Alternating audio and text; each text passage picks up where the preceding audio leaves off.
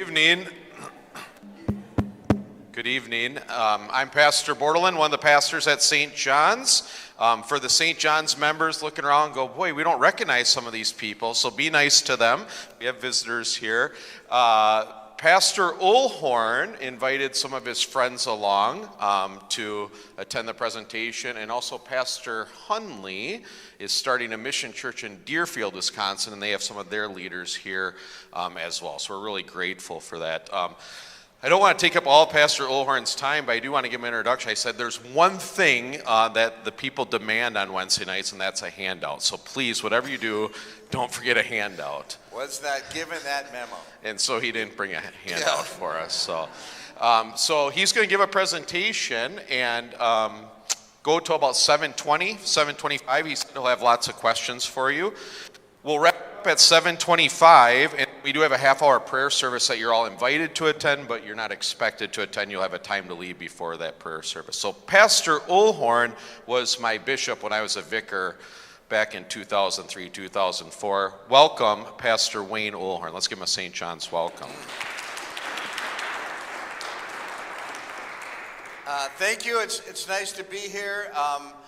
He's asked me for a couple years, and I say yes, and then I have to, my schedule changes, and then I didn't do it, and then this year I was going to do it in the fall, and then I traded with the guy, so I'm glad that it finally worked out that I can be here.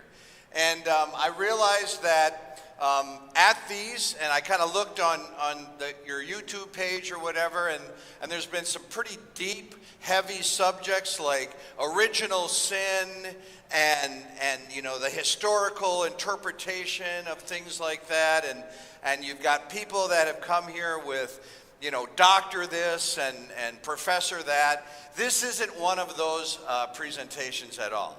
This one's going to be on the lighter side. I'll explain a little bit about my position, my call as a mission counselor, but this is the title of it, Trends in Outreach. So we're going to take a look at some different things that I notice, that I see, that I've read about when it comes to reaching out and having evangelism and outreach a part of your ministry here. And then it's really going to be, you know, what do you pay attention to and what don't you pay attention to? Because sometimes there's something that is really worthwhile paying attention to. And then other times, like, I don't know about that one. Kind of want to avoid two different ditches. One ditch would be bury your head in the sand and hope nothing has changed in the world and we can just keep doing ministry like we've always done it. I visit a lot of churches. Some of them are restart candidates.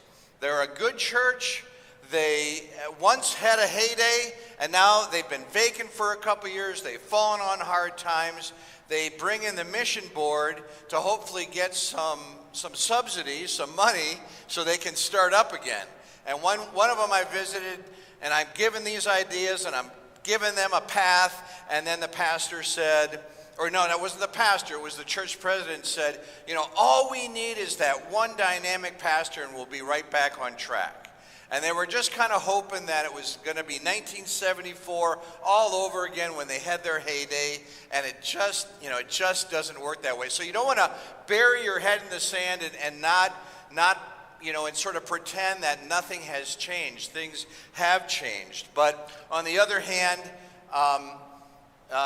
you know, you can't just follow every new trend down the pike. Some of them just don't make sense. So that's what we're going to do this evening, and I am going to need a little bit of your help later. I am a mission counselor. It's kind of an odd calling for a pastor. I am a pastor. I still preach quite a bit in congregations, but I don't have my own church. There's about 3 of us in the entire synod that are called to help start churches across the United States, and each of us get about 4 or 5 districts assigned to us, and then we go and we help start churches in different parts of the country. I've been assigned the Arizona, California district. That also includes Nevada. I've been assigned the South Atlantic District. That's Florida, Georgia, Tennessee, South Carolina. Then I've been assigned the Northern Wisconsin District, and we go all the way up to Marquette, Michigan, and then this district, the Southeastern Wisconsin District. So that's all the different districts that I've been assigned to. I was a parish pastor serving different churches over the course of 30 years, and I've been just doing this the last 4 years. And 15 of those years, I was a pastor in Colorado Springs. So that's, of course, where Pastor Bordelin came 1 year. We'll get to him in a second. Mission counselor, you're traveling over. Do you have a family? Yes, I have a family. There's my wife in front of me. And then I have 2 daughters, 2 married daughters. The one is Jennifer, and she's married to Eric Melso. He's a pastor in Chattanooga, Tennessee. Started that mission about 7.5 years ago. There's 2 girls. They actually have a third, so we have 3 granddaughters in Chattanooga. Other daughter, Marissa, she married Tyler. They just live 30 miles north of us in Colorado Springs. They live in Castle Rock. They actually have a little 2-year-old grandson. And then bookends there are our sons, Ryan and Michael, John and Sarah. When you guys were in Colorado Springs, how old were they? 6 years old. So they're 28. They're 28 years old. So, maybe we've aged a little bit. Yeah, they're both single, and I kind of shop them, whatever WELS church I go to. So one lives in Denver, one lives in Phoenix. So I was in Carlsbad, California, when I got this call to be a mission counselor. And after a year, as beautiful as it was there, we're like, it doesn't make sense to live way down there when I've got to go to Tampa, and I've got to go to Charleston, South Carolina, and I've got to go to Marquette, Michigan, and I have to go to Radcliffe, Kentucky. So we moved back to Colorado Springs. I'd love to say that's the view from our front thing. We actually can, if you go way over to the corner, see the top of Pikes Peak. But that's Garden of the Gods, and yeah, that's where the Bordelins got to spend a year. And like I said, it's been a few years. It seems like just yesterday when now John's not the guy in the middle, but he looks about as young as the guy in the middle. Yeah, that was how many years ago? But that's the only picture I could find. I was looking for more embarrassing pictures, but more about John's vicar year in a moment. But yeah, so a mission counselor, what does a mission counselor do? Here's sort of the list of duties. Pastor Keith Free is one of your pastors. I think he wrote this. So, and mostly I do number 1 and 2. Like number 2, what'll happen is there'll be a group of people that say, we'd love to start a mission. St. Johns County, Florida comes to mind, where a group of people are members of Victory Lutheran in Jacksonville. They live about an hour south, and they go, we got a lot of people from the church that live here. We got a lot of people moving into this area, and we would love to start a mission church, but we don't know what to do. How do you do that? What do you do? Do you meet? Do you have Bible studies? Do you have church services? What do you do? What's the process? So then I'll go down there and meet with them and, help them get, a good rhythm going as a core group. And what do you do? And what are some ideas? And then we'll put together a request and we'll bring it to the Board for Home Missions and hope it gets approved. If it does, and they call a pastor and the pastor arrives, then I'll work with that new subsidized mission for a couple years. Sometimes I get asked to, like I said before, kind of restart a congregation. They've fallen on hard times. Do we have the right place? Good location, good group of people. They just need a boost. We'll kind of do that. There's mission enhancements. A thriving church needs a little bit of money to continue to do more. But then look at number 5. Number 5 says continue working at professional development. So that means this, personal spiritual growth, and it also means this, to stay abreast of current cultural trends and approaches for community outreach, and to research various aspects of mission work and congregational development. So I'm supposed to do some of that too. Keep on top of trends. Now there are 3 mission counselors in the WELS that do this full time. And of the 3, I'm the 3rd best at this particular aspect. If you talk to Pastor Mark Burkholtz, he just lives and breathes this stuff, and then he reads all these books, and I just ask him which are the good ones to read, and then eventually I'll read that book.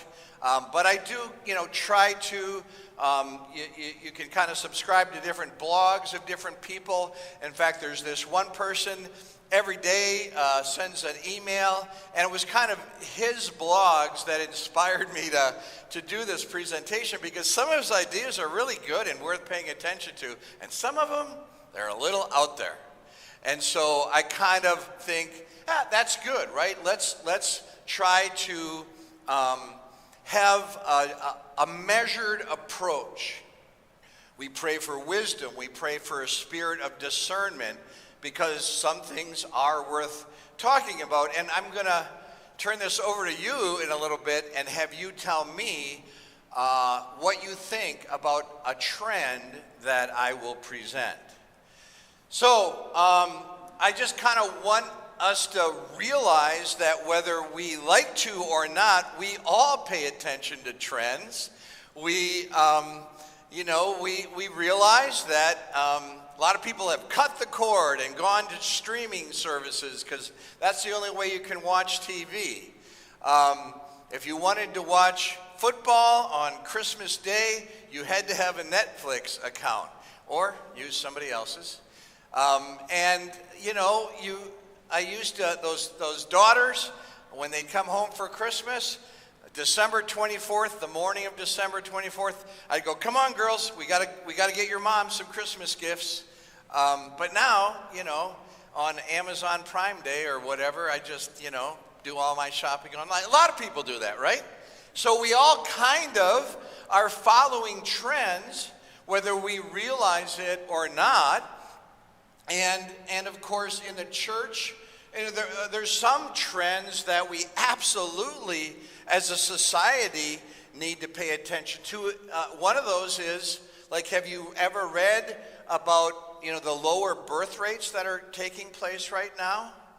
Anybody know what kind of a problem this is going to be in a few years, in a few decades? Anybody want to mention it? Money? Yeah. What? College kids? Yeah, the whole pastor thing. We aren't going to have enough people to take care of people. You need something like a birth rate of 2.2 children per woman in the world, in the United States, in order to sustain a population. To have enough people that are taxed so that you can afford government services. Think about nursing homes. That you need people to take care of people. Special needs people, just everybody, we need that. In the 1970s, the birth rate was three children per woman, and now it's 1.7. So we're going to have a problem over the next 30 to 50 years. Already people are studying it, but see, that's a trend. Boy, we better pay attention to it. AI, right? Artificial intelligence, Chat GPT, we're going to actually talk about how that applies in the church. And that's something too that, what's the dangers? What are the blessings? What are the opportunities with AI? So we have to pay attention to those trends, just sort of national trends. But of course, there's trends in the church as well.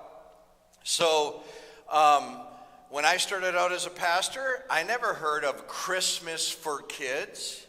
But then I heard about this idea that you invite children to your church on a Saturday. The parents go shopping. You teach them the story of the birth of Jesus. You do crafts. You have activities.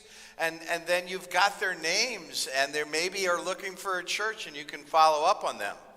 John's vicar year, he says, well, we had Christmas for kids. What about Easter for kids? So this smart guy, this smart young vicar, helped us start Easter for kids. But how many churches do those things anymore today? Not as many, and we'll kind of talk about that. Well, there was a pastor that said, I don't know much about anything, but I know how to play soccer.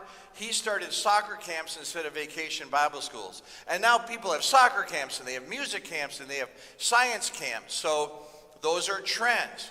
We did trunk or treat at our church. We did it for 4 years. It was our biggest event. We had hundreds of people come to our parking lot. We couldn't get a single person's name or contact number. Nobody came to our Christmas for Kids 6 weeks later. Nobody came to Christmas Eve. And after 4 years, we stopped doing it. We just figured that's a lot of time and energy. I don't know if that's something that's wise to continue. I can't believe the amount of churches that have live nativities.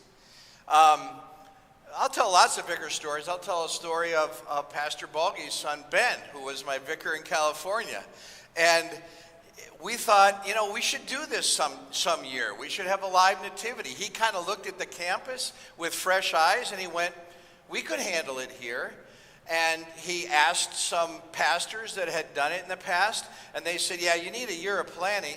He got it done in about 4 months, and we had a really good live nativity. I can't believe the amount of people, churches that are doing that now, but it's great. It gets people on campus, get a chance to visit with people. That's sort of a trend that I think some pastors are paying attention to. And then just outside too, right? One of those daughters that I showed you, she's a registered dietitian. She calls herself anti-diet dietitian because she works with a lot of young ladies that have eating disorders. And so she will get on social media to promote her business, and she posts all these things about having a healthy relationship with food. I happen to watch those things and have a very healthy relationship with food.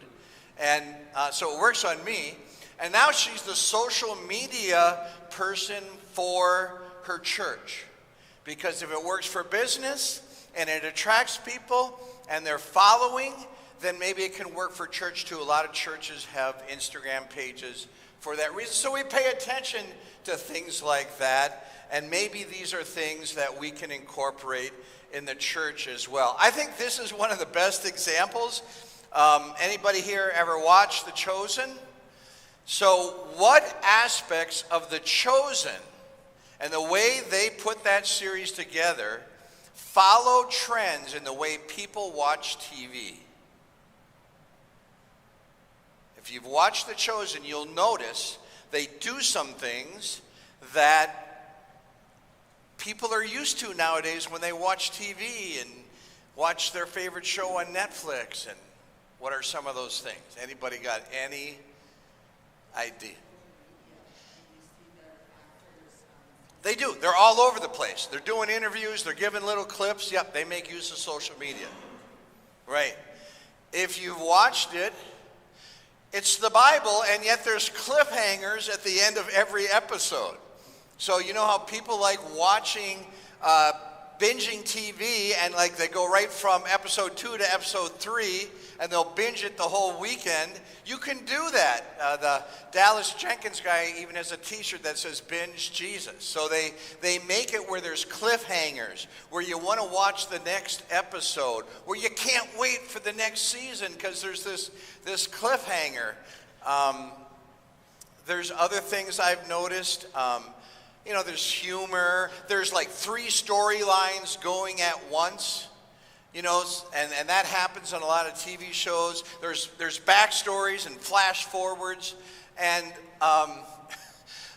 when the TV show Walking Dead came on, and it became a big cultural thing, and people watched it. And as soon as the episode was over, there was a TV show that you could turn to called Talking Dead. And then everybody discussed their episode, and they interview the actors. They do that on The Chosen. As soon as an episode's over, you can go over to YouTube, and they're interviewing the actors and discussing the episode. And I just think they just went, you know what? We want to tell the story of Jesus, and let's make use of current trends in TV watching. So it makes sense. So I think that's a good example of Christians trying to get the message out and kind of adapting current trends. So, what do? We've got to figure out which ones we should pay attention to and maybe try to adapt for our own use, and which ones maybe not.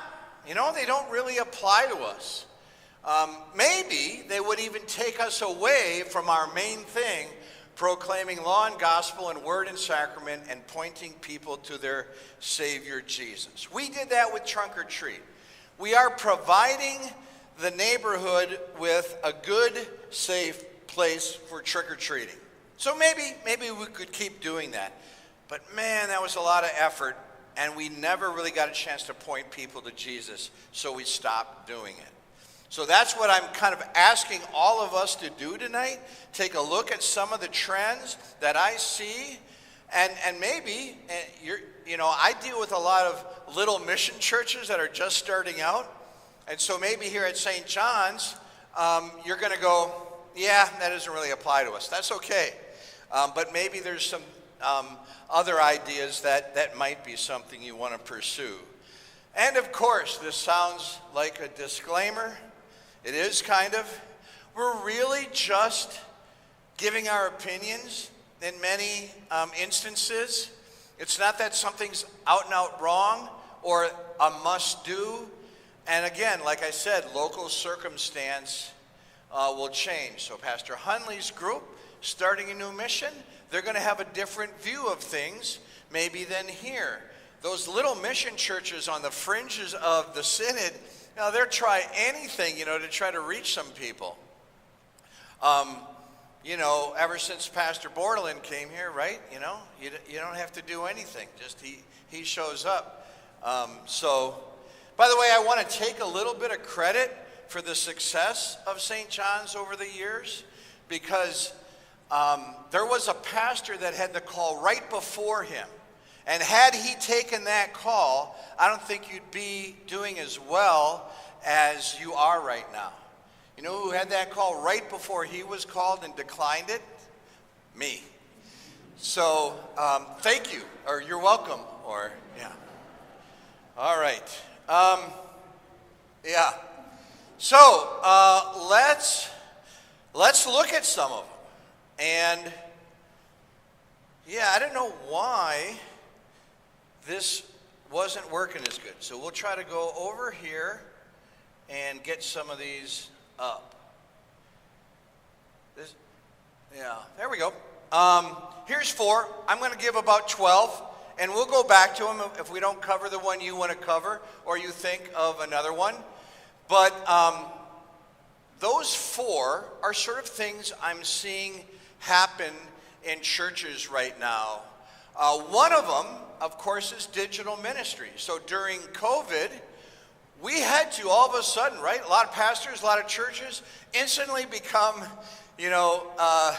videographers and somehow get the video of the church service on the internet so people could worship. And I think that we've learned something from that, and a lot of people have continued having a digital presence and ministry of sorts. If somebody visits your church for the first time, what do you think they did before they ever showed up for the first time? Yeah, they watched about 3 or 4 sermons. And they just wanted to get a feel for the pastor and the church and what they teach, and do they think they'd be comfortable visiting. So, right, you have to have that. But I've actually heard of some churches starting digital campuses. Do you know what that is? That's like, this is a campus. So you invite people and you come here and you study the Bible together and you have fellowship things and you worship and you receive the sacraments and kids get baptized, and that's your campus. But now some churches are saying we also want to have a digital campus. These people will never enter our church doors. So we're going to minister to them through the internet. We're going to post content. There's going to be all sorts of materials for them and classes for them, and this, we're never going to see them, so we need to, in addition to our main campus, have a digital campus. So analyze that. Analyze the ditches. What's something good that we don't want to bury our heads and we do want to make use of, and what's gone too far and we probably need to be careful with the digital campus. Communion, that's a good one. Very, very good point. They can't take communion online, and so isn't that something we're trying to do, to get them to come here and learn and learn about, you know, Jesus' body and blood given and shed for us, and then receive it. So you can't do that if you have a digital campus. If you're saying, well, these people will never, they're never going to get to receive that, and that's going to be a tough thing that we want them to have. Fellowship in general, because think about all the passages in the Bible that talk about gathering together and carrying each other's burdens and loving one another and even admonishing one another. We need to come together, and we want to kind of strive for that. Now, it's great, right, that when you're not feeling well or you're out of town, you can tune in and there's your sermon. And it's great for visitors. And I kind of like, I don't know if you do it here, but I see a lot of mission churches, the pastor will get on several times a week or a couple times, and it'll be a casual little 5-minute devotion. And it's usually, you know, they're dressed more casually, and it's a more contemporary news topic, something in the news, and they'll offer some commentary on it. And then, you know, people are tuning into that. I think that's wise. But you've kind of hit on a couple of things of what you want to be careful about, not go too far into. Yes, it's true. People use the internet for everything, but this is probably too important, the gathering together. So we want to keep striving for that. All right, so we analyzed one. How about compassion ministry? Live local, love local. So when you see that phrase, sometimes it means, hey, support the small businesses in your neighborhood. You know, visit the mom and pop restaurant and shop at the local hardware store that's owned by a family, and, you know, be a part of the community. Well, churches will adopt that, especially mission churches, and they'll say, yeah, if we want to make an impression on the neighborhood, we have to live local and love local. We have to get involved and show people that we are a church that cares for this community. And so they find different ways to get involved. What are the ditches there?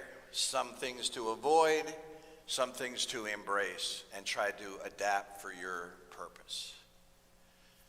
Pastor. Here's a specific one. So I think St. John's members, you know, Eagle always had a community meal that was run through the Methodist Church. Methodist Church closed.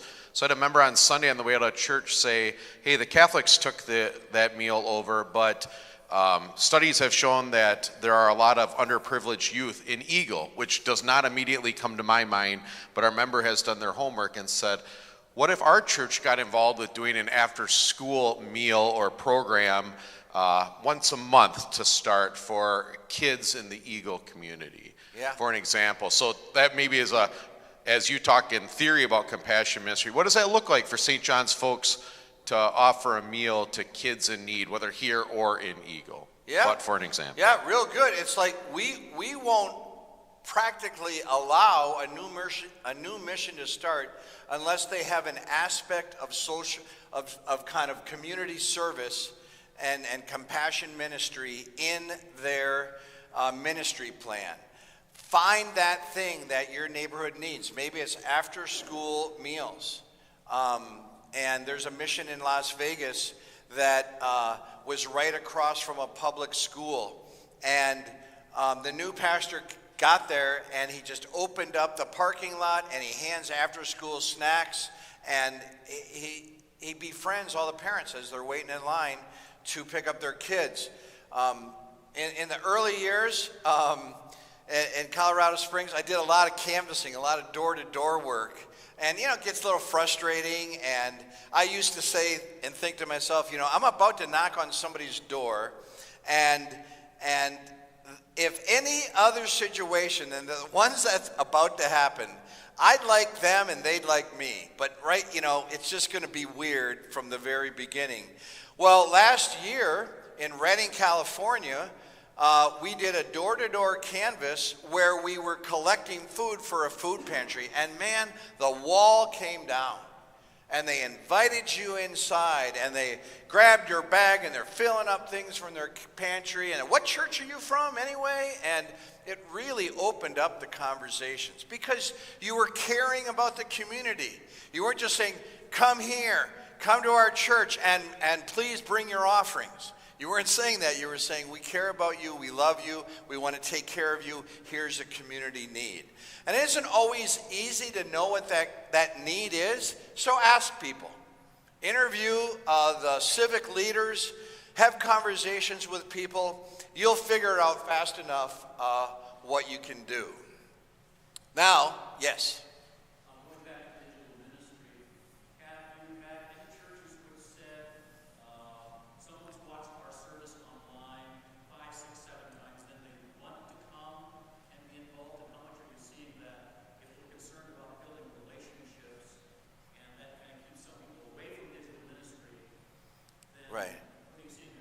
I think most people kind of feel like digital presence, digital ministry, yes, digital campus, no. So that we want to have that, and we want somebody to contact us and say, I've been watching your services and I'm interested. So you have to have that. That's a good church shopping strategy and trend right now. And so you want to have that, and you want to have the ability to follow up on it, and you want to have people that can text and answer questions and do things like that. You just don't want to go too far as if you're never interested in meeting those people. So I don't know if that answered your question, but yeah. Any dangers with the compassion ministry thing? Any things to avoid? Yeah, back. Yeah, like your whole focus is on social stuff and you're not really focusing on what God has done for you in Jesus. So an aspect of your ministry plan, yes. The entirety of your ministry plan, probably not. If you're spending too much time on doing that, then you're not doing the important work of teaching people the Word of God. All right, we'll come back to some of these. Let's see what we have next. So I said this. It's like I stopped doing vacation Bible schools after a while. I'm like, we don't live in a society where people are looking for a church and might check you out through your vacation Bible school. That's a come outreach thing. I meet with churches sometimes and they go, we don't know what to do. We're at our wits' end. People aren't coming here anymore. What are some good ideas for people to come to our church? And I tell them, maybe instead of waiting for them to come to you, you go to them. And so you volunteer at things. There was one community where we're trying to restart a church, and we met with the marketing and event coordinator of the city. And they said, we go, what could a church do in your community? They go, we got a ton of summer events. And if your church could send some people that would pick up trash and hand out water bottles, man, that is what we need, because it gets dirty quick and it's hot and it's summer. And if you have 10 or more, I'll let you wear your church t-shirts. And I'm thinking, there's a win-win, right? Because you get the word out, because everybody sees this church really helping, and you've filled a community need. You've been helpful. So sometimes we need to go instead of come.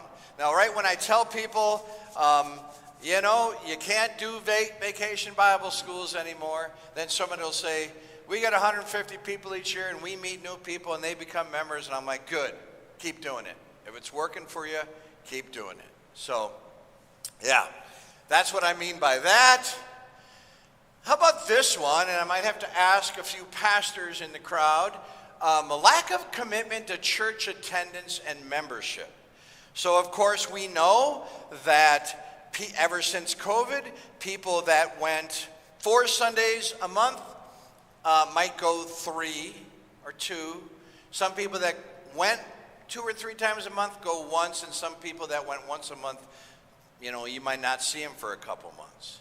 Furthermore, there are people that will take your entire Bible information class. They will sit down and learn week after week after week everything that Jesus has done for them, everything about the Christian faith. And when they're done, they'll say, thank you for that information. That's awesome. Like, are you going to join and become a community member? No, I'm not really interested in that. What do you do with that trend? A lack of commitment to church, a lack of understanding the importance of becoming a member. I don't want to be a member of an organization. My whole family's Catholic. I can't picture myself being a Lutheran. I'm not sure I want to commit to something. Maybe that doesn't happen here. But any of the pastors in the crowd experience this? People taking a class and not wanting to join? Maybe that does, yes. Maybe tied with that, kind of, if you've been in the life of the church for a while, you kind of understand the unspoken commitments to things, where we're learning that a lot of people today who didn't grow up in the church just don't understand what membership means. Right. Somebody's got to spell that out for them. Here's what that connection really means. Yeah. And maybe you just say, we're not asking you, to change your identity, but we want you to receive the Lord's Supper with us. And we want you to be a part of our group. And if people just aren't ready to commit, you know what? Let them serve anyway. Let them get involved in your fellowship events. Let them, do a food pantry collection. Let them do things. They might need to participate before they become members. Keep working on it. Understand that's a thing. And then, I always said, I'm the only pastor they know. And when they need a pastor, they're calling me. So I'm going to keep that relationship going, even if they don't want to join. I'll keep bringing it up to them every once in a while, but yeah. So that's kind of a trend. That's something that's happening, and we have to be aware of it. And at the end of this, we're going to go back and cover all of them. So that'll give you a chance to say, I wanted to talk about that one, but he flew right by it. Biblical illiteracy. People don't know their Bibles. They don't know Bible history. They don't know the contents. They might hear a verse here and there, but they really don't know who the Apostle Paul and Peter were. They don't know, Abraham, Isaac, and Jacob. So what do you do that you're living in this world of biblical illiteracy? How do you handle that?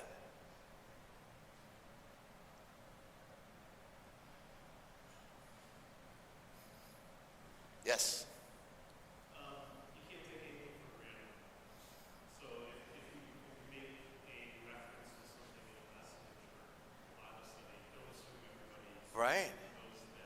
Don't assume. Don't just start preaching on the Apostle Paul without explaining maybe who the Galatians were and what the occasion was of writing the letter.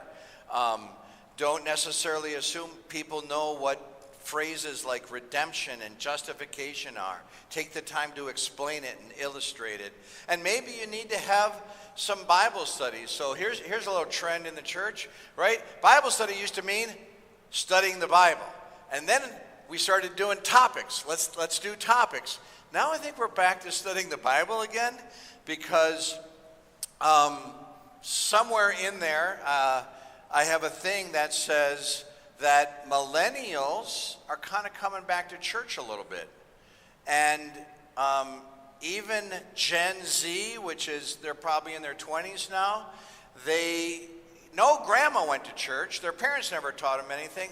They're spiritually curious. And so I think if you said we're going to do a Bible study and a deep dive on Galatians, you might get some takers, because they just have never been taught a book of the Bible.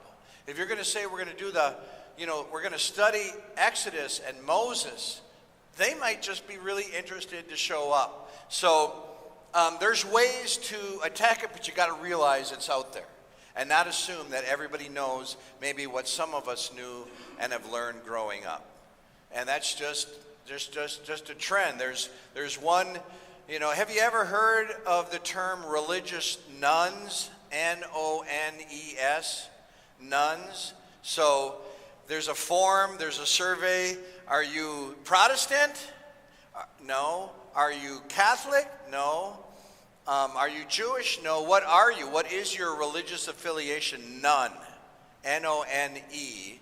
And they rose, the nuns, the people that would answer none, rose for the last 30 years. In the last 3 years, they've gone down. So there's more spiritual. It's harder than ever for churches and missions and pastors, but it's also kind of a golden opportunity because there's a lot of curious people out there. So that's one thing. Church jargon, what do I mean by that? So do you have ushers here? Do you have elders? Do you have a council? Okay. I know a church that changed all their terminology from ushers and greeters and altar guild to guest services. And the mindset is, we're going to have guests, and we want to be able to be hospitable to them and to help them and make their visit to us easy. I was teaching this same presentation earlier today, and somebody said we actually have hosts and hostesses at our church. And then, you just hear people talk about leadership teams or our evangelism team. And like fellowship, how many people really know in the outside of the Christian world what that word even means? And so I see some churches can we alter our jargon a little bit, our bulletin announcements, so that it actually reflects how real people talk? So that's, again, you don't want to be too hipster, but yes, Pastor. It's 7:15. You have about 8 to 10 minutes, Pastor. Okay. Uhlhorn. All right. Thanks for using the word hipster. I was waiting for it. I guess he doesn't want to talk about church jargon. That's fine. All right. That mega church movement giving way to authenticity. So in Colorado Springs, there's some big mega churches, big non-denomination mega churches. You probably have some around here, but that is kind of fading a little bit because people are getting sick of the show, the big lights and show and bands and loud and they're like, I don't know anybody there. And, I have never even met or said a word to the pastor in 5 years of worshiping there. And they're looking for authentic relationships. So I travel and fly a lot. And you know what it's like on an airplane? You are this close to someone and you don't talk to them. because it's just awkward. People don't talk to one another anymore. And so I think people are craving an authentic relationship. If I got called back into the parish ministry and people said, well, hey, you were a mission counselor, what are some of the ideas we should do? I might say, hey, we're not going to do anything. In the month of March, though, we're going to ask everybody to invite over to their house, grill out, have game night, and just invite someone in your neighborhood that you suspect doesn't have a church. Form a relationship with them. They crave it more than you think they crave it. You crave it because it's just too easy to go home and watch TV. So become their friend. Be a real person and naturally talk about church, and it might just happen that they ask more and more questions, and you can always say, if you don't know what to answer, my pastor would love to talk to you. So that's kind of what's going on trend-wise. So we only have a few more minutes left. Let's take the big, there's the Chat GPT. We won't talk about that unless you want to. So what did I miss? Here is the big list. Anything on there that you want to talk about, or some other church trend that you've noticed and kind of wonder about? And I've heard this church does this. What do you think about that? I've heard this church does that. Pastor, sorry, go ahead, John, you first.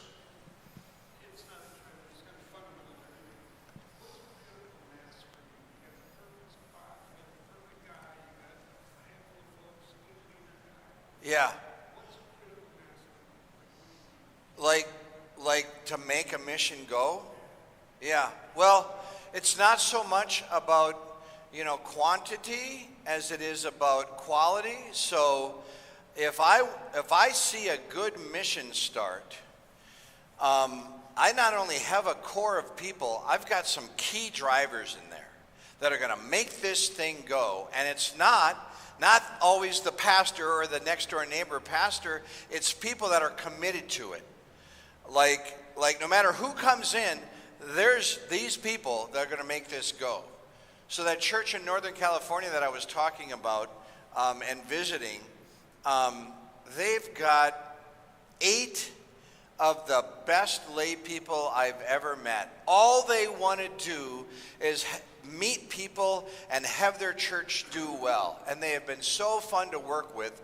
And everything we give them to do, they do. And their pastor is retiring, so he's not even really involved. And that's what I mean by key drivers. Lay people that are like, I'm all in on this. We're going to make this happen. So yeah, the demographics always matter. You don't want to start a church in a place that's dying and the economy is tanking and businesses are moving out. But there's good demographics throughout the country in different places. You need the key drivers. Yep. Yep.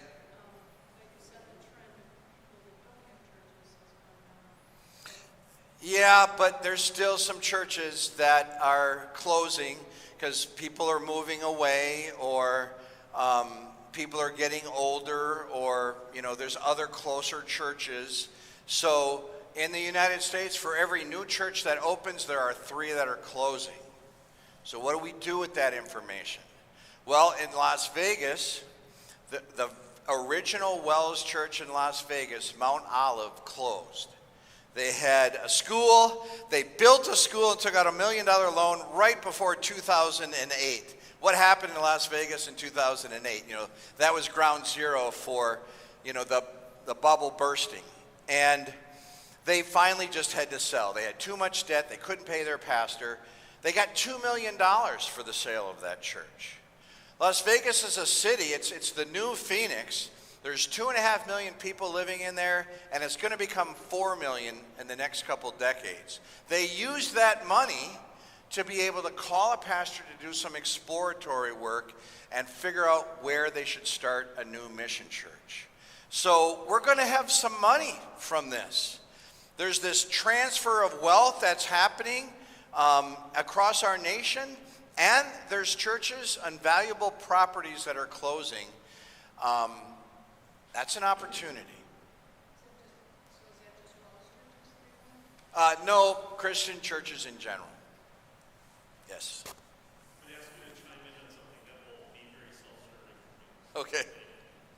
I think a lot of times when we're starting mission work, people think we got to get the right pastor, we got to get some right ideas. Would you share from your experience, what are the top 2 or 3 things that you've seen as far as members being a part of fostering a mission that God uses to really Yeah. help things along? Yeah, so here's the short answer, because we're probably running out of time. I go through presentations like this. I take people through ideas. I hand them documents. We have PowerPoints. And then you know what I say at the end? Preach a good sermon and have warm, welcoming people. So that will give people a reason to come back. I came here and I learned something more than I ever knew before, because the pastor told me some things about the Bible I never knew before. And, man, those were friendly people. And so if you can train your congregation to get away from, I know you got friends in church that you've had forever, and that's one of the blessings, but you got to get into mindset that I'm looking at the door, and anybody that walks through there, or I see in the parking lot that I don't know, I'm going to go over and introduce myself to. And if you have those 2 things, you got a pretty good chance for success.